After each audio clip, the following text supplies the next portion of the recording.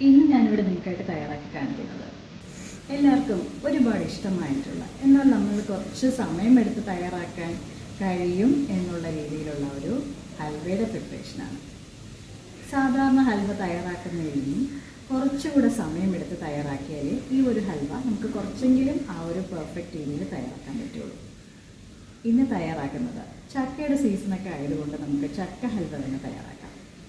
ഇപ്പോൾ ചക്ക വെച്ച് നമുക്ക് ഒരുപാട് തരത്തിലുള്ള പലഹാരങ്ങൾ തയ്യാറാക്കാം. ഈ ഒരു സമയമൊക്കെ ഇതിന് പറ്റിയത് കൂടിയാണ്.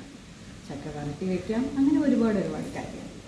അപ്പം ഈ ഒരു ഹൽവ നമ്മൾ സമയമെടുത്ത് പതുക്കെ ഇളക്കി തയ്യാറാക്കിയില്ല എന്നുണ്ടെങ്കിൽ അതൊരു പെർഫെക്റ്റ് ആയിട്ടുള്ള രീതിയിൽ വരത്തില്ല.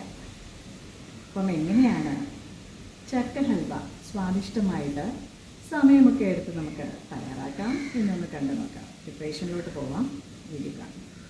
അപ്പോൾ നമ്മുടെ ജാക്ക് ഫ്രൂട്ട് ഹൽവ തയ്യാറാക്കുന്നതിന് ആദ്യം തന്നെ നമുക്ക് ശർക്കര ഒന്ന് ഉരുക്കിയെടുക്കണം. അപ്പം ഞാനിപ്പോൾ ഒരു 4 കപ്പ് ചക്കയുടെ ആ ഒരു പേസ്റ്റ് ചക്ക അരച്ചെടുത്ത് ഇതാണ് എടുക്കുന്നത്. 4 കപ്പ്.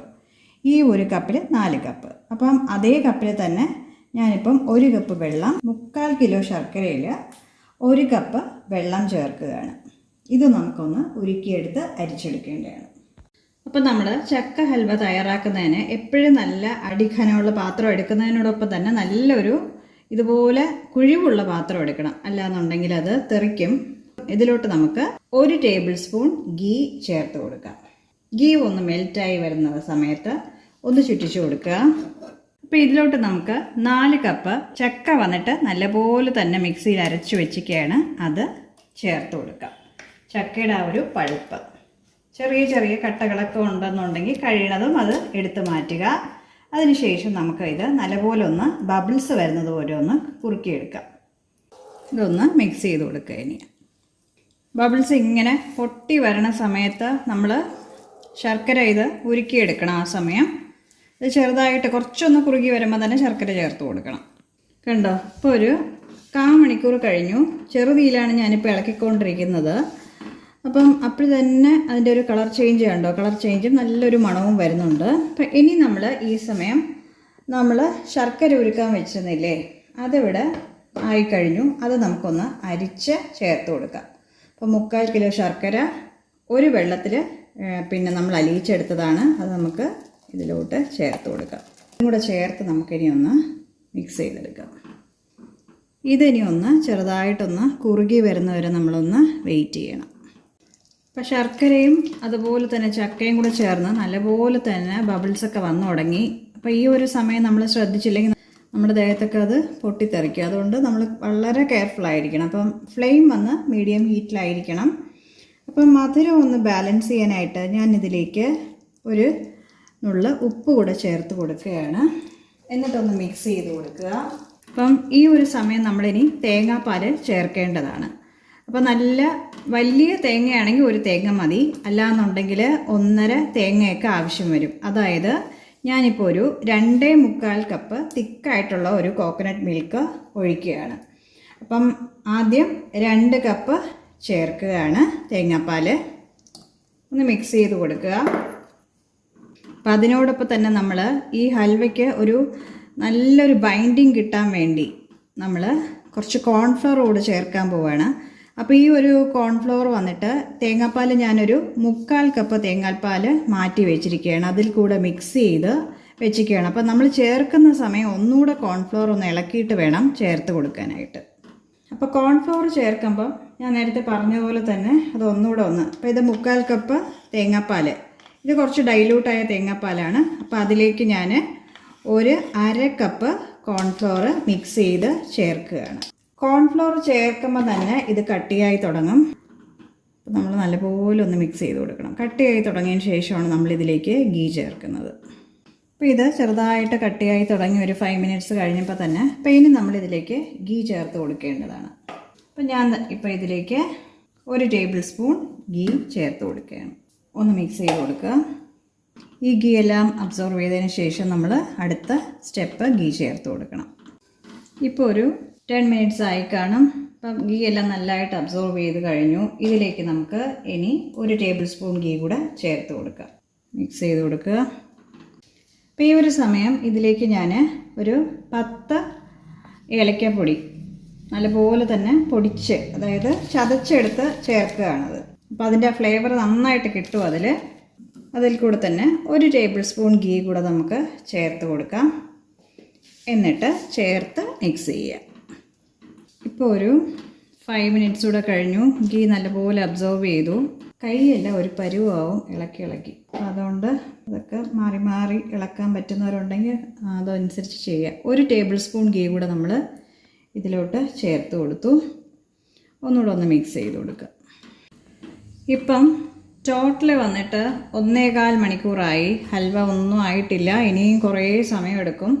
അപ്പം നമ്മൾ ഒഴിച്ച ഗീ എല്ലാം അബ്സോർവ് ചെയ്ത് കഴിഞ്ഞു. ഇനിയും നമുക്ക് ഇതിലേക്ക് 1 ടേബിൾ സ്പൂൺ ഗീ കൂടെ ചേർക്കേണ്ടതാണ്. അതിൽ കൂടെ തന്നെ നമുക്ക് നട്ട്സൊക്കെ ഈ ഒരു സമയം ചേർത്ത് കൊടുക്കാം. നട്ട്സ് നിങ്ങളുടെ താല്പര്യം അനുസരിച്ച് വേണം ചേർക്കാനായിട്ട്. അപ്പം ഇപ്പോൾ ചേർക്കുമ്പോൾ അതിൽ കൂടെ തന്നെ കുഴഞ്ഞ് അതിൻ്റെ ഫ്ലേവറും എല്ലാം കൂടെ ആയിട്ടാണ് വരുന്നത്. ഇനി ഇതും കൂടെ ചേർത്ത് നല്ലപോലെ നമുക്ക് ഇളക്കി കുറുക്കിയെടുക്കാം. ഇപ്പോൾ ഒരു 5 മിനിറ്റ്സ് കഴിഞ്ഞു. അപ്പോൾ നമ്മളെപ്പോഴും ശർക്കര ചേർക്കുമ്പം അതിൽ കൂടെ കുറച്ച് പഞ്ചസാരയും കൂടെ ചേർത്താൽ അതിനൊരു എക്സ്ട്രാ ടേസ്റ്റാണ്. അപ്പം നമുക്ക് ഈ ഒരു സമയം ഇതിലേക്ക് ഒരു 2 ടീസ്പൂൺ പഞ്ചസാര കൂടെ ആഡ് ചെയ്ത് കൊടുക്കാം. അതും കൂടെ ചേർത്തൊന്ന് മിക്സ് ചെയ്യുക. ഇപ്പോൾ ഒരു 1.5 മണിക്കൂർ കഴിഞ്ഞു. അപ്പം ഗീ എല്ലാം ടോട്ടലായിട്ട് അബ്സോർവ് ചെയ്ത് കഴിഞ്ഞു. ഇനിയും പിന്നെയും നമുക്ക് 1 ടേബിൾ സ്പൂൺ ഗീ ഇതിലോട്ട് ചേർത്ത് കൊടുക്കാം. അപ്പം നമ്മൾ ഈ ഒഴിക്കുന്ന ഗീ എല്ലാം അവസാനം പുറത്തോട്ട് വരിക തന്നെ ചെയ്യും. ആ ഒരു ഹൽവ കട്ടിയാവും തോറും ഗീ ഇങ്ങോട്ട് വെളിയിലോട്ട് വരും. പിന്നെ തേങ്ങാപ്പാലും ഒക്കെ ചേർത്തില്ലേ, അതുകൊണ്ട് ഒരുപാട് നെയ്യ് നമ്മൾ ചേർക്കുന്നു എന്നൊന്നും ആരും വിചാരിക്കണ്ട കേട്ടോ. ഇപ്പോൾ ഒരു 3 മണിക്കൂറായി. കണ്ടോ, ഈ ഒരു സ്റ്റേജ് ആയതേ ഉള്ളൂ. കുറുകി വരുന്നുണ്ട്. നമുക്ക് വേണമെങ്കിൽ ഫ്ലെയിം കൂട്ടി വെച്ച് ചെയ്യാം, പക്ഷെ ഞാൻ നല്ലപോലെ ഫ്ലെയിം കുറച്ച് വെച്ചാണ് കുറുക്കി എടുക്കുന്നത്. കാരണം അല്ലാന്നുണ്ടെങ്കിൽ നല്ലപോലെ അത് പൊട്ടിത്തെറിക്കും, ദേഹത്ത് ഉറപ്പായിട്ടും തെറിക്കും. അപ്പോൾ ഞാൻ എപ്പോഴും കുക്ക് ചെയ്യുമ്പം കുറച്ച് കെയർഫുള്ളായിട്ടേ ചെയ്യുള്ളൂ. അപ്പോൾ അതുകൊണ്ട് ഫ്ലെയിം കുറച്ച് വെച്ചിരിക്കുകയാണ്. നിങ്ങൾക്ക് നിങ്ങളുടെ യുക്തി അനുസരിച്ച് ചെയ്യാം. ഓക്കെ, ഇപ്പോൾ ഒരു 10 മിനിറ്റ്സ് കൂടെ കഴിഞ്ഞു. അപ്പോൾ ഈ ഒരു സമയം ഞാൻ ഇതിലേക്ക് സെസമി സീഡ്സ്, വെളുത്ത എള്ള് ചേർക്കുകയാണേ. 1 ടേബിൾ സ്പൂണോളം ചേർത്ത് കൊടുത്തു. നിങ്ങൾക്ക് അതിൽ കൂടുതൽ ചേർക്കണമെങ്കിൽ ചേർക്കാം, അതൊക്കെ നല്ലതാണ്. ഒന്നുകൂടെ മിക്സ് ചെയ്ത് കൊടുക്കുക. അപ്പം നമ്മുടെ ഹൽവ ഇവിടെ ആയിക്കഴിഞ്ഞു. 4 മണിക്കൂർ എടുത്ത് എനിക്ക് ഹൽവ തയ്യാറാക്കാൻ. എന്താ സൈഡിൽ കണ്ടോ ഓയിൽ അങ്ങനെ ബബിൾ ചെയ്യണത് കണ്ടോ? അപ്പോൾ ആ ഒരു സ്റ്റേജ് അവിടെ ഇങ്ങനെ വിട്ട് വിട്ട് വിട്ട് വിട്ട് വരുവാണ്. ഇതാണ് അതിൻ്റെ കറക്റ്റ് ആയിട്ടുള്ള ആ ഒരു സ്റ്റേജ് എന്ന് പറയുന്നത്. കണ്ടോ? അപ്പോൾ നമ്മുടെ ഹൽവ ഇവിടെ ഏകദേശം ആയിക്കഴിഞ്ഞു. ഇനി നമുക്ക് സെറ്റ് ചെയ്യാൻ വെക്കേണ്ട ഒരു സ്റ്റേജായി. കണ്ടോ? നമ്മളിങ്ങനെ കട്ട് ചെയ്യുമ്പം അതിങ്ങനെ കട്ടായി വരണം. കണ്ടോ? വിട്ട് വിട്ട് വിട്ട് വരണം. കണ്ടോ? ഇതാണ് അതിൻ്റെ ഒരു സ്റ്റേജ്. പക്ഷേ ഈ ഒരു പരുവം നമ്മൾ ആക്കിയെടുക്കാനായിട്ട് ഒരുപാട് പാടുപെടേണ്ടി വരും. അതിന് ഇത്തിരി ക്ഷമ വേണം. 4 മണിക്കൂർ എനിക്കെടുത്തു, ഞാൻ നേരത്തെ പറഞ്ഞല്ലോ. അപ്പം ഇനി നമുക്ക്, ഞാനിപ്പോൾ 2 ബൗളിലായിട്ടാണ് വെക്കുന്നത്. അത് ചെയ്യാം നമുക്ക്.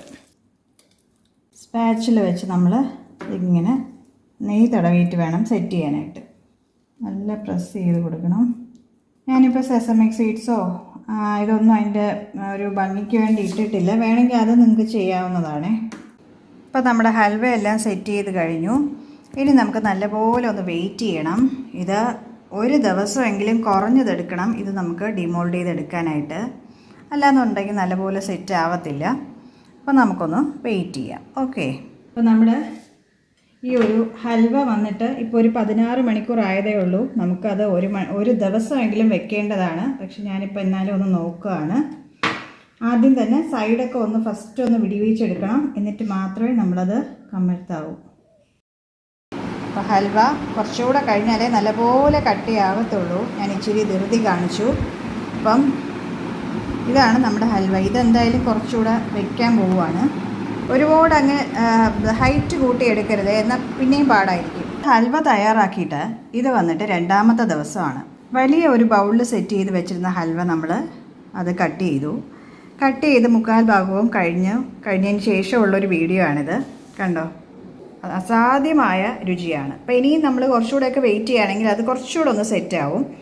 അപ്പോൾ അതുവരെ നമ്മൾ ഇത് വെച്ചിരിക്കുമോ എന്ന് നമുക്കറിയത്തില്ല. അതുകൊണ്ട് ഞാൻ ഇന്ന് എന്തായാലും അങ്ങ് വീഡിയോ ഷൂട്ട് ചെയ്യുകയാണ്. കണ്ടോ, ഇതാണ് നമ്മുടെ ഹൽവയുടെ ആ ഒരു ടെക്സ്ചർ എന്ന് പറയുന്നത്. എള്ളെല്ലാം ചേർത്തത് കൊണ്ട് ഭയങ്കരമായിട്ടുള്ളൊരു ടേസ്റ്റാണ്. നല്ലൊരു മണവും ഒക്കെ ചേർന്ന് നല്ലൊരു ചക്ക ഹൽവയാണ്. അപ്പോൾ എല്ലാവരും ഈ ഒരു രീതിയിൽ പറ്റുമ്പോഴൊക്കെ തയ്യാറാക്കി നോക്കുക. ഇച്ചിരി ഒന്ന് മെനക്കെട്ടാലേ പറ്റുള്ളൂ, അല്ലാതെ അത്ര ഈസി അല്ല. Okay, bye. ഇനി കുറച്ചുകൂടെ ദിവസം കഴിഞ്ഞ് നിങ്ങൾ എടുക്കുവാണെങ്കിൽ അത് കുറച്ചുകൂടെ സെറ്റായി കിട്ടും. അതാണ് നമ്മുടെ ഈ ഒരു ഹൽവയുടെ പ്രത്യേകത എന്ന് പറയുന്നത്. പക്ഷെ അത്ര നാൾ നമ്മുടെ നാവ് സമ്മതിക്കുമോ എന്നറിയത്തില്ല. അത്രയും സ്വാദിഷ്ടമാണ് ചക്ക ഹൽവ എന്ന് പറയുന്നത്.